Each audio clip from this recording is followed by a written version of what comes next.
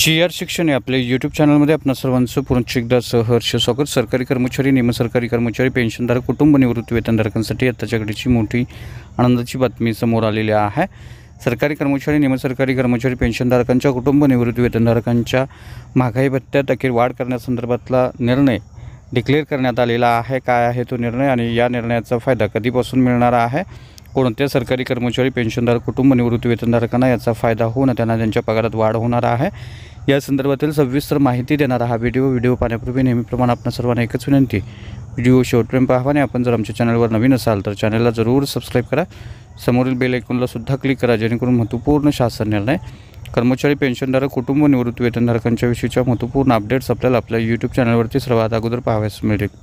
जसं की आपण स्क्रीनवर पाहताय, सरकारी कर्मचारी, निमसरकारी कर्मचारी, पेन्शनधारक, कुटुंब निवृत्ती वेतनधारकांच्या महागाई भत्त्यामध्ये 3% वाढ करण्यासंदर्भातला निर्णय अखेर जाहीर करण्यात आलेला आहे। या संदर्भातलं वित्त मंत्रालयाचं परिपत्रक आपण समोर स्क्रीनवर पाहताय।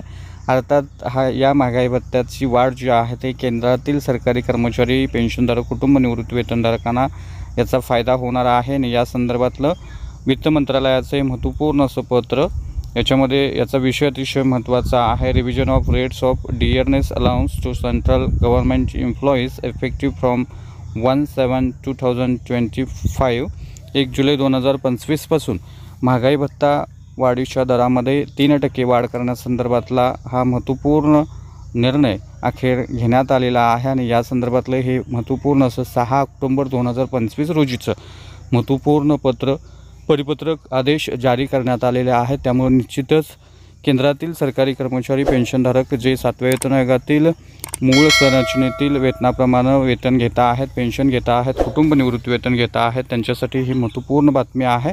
कारण त्यांच्या महागाई भत्त्यामध्ये आता 55% वरून 58% अशी वाढ करण्यात आलेली आहे आणि त्यांना त्याची वाढ जी आहे ती वाढ 1 जुलै 2025 पासून 3 महिन्याच्या थकबाकीसह ऑक्टोबर पगार पेन्शनमध्ये मिळणार आहे।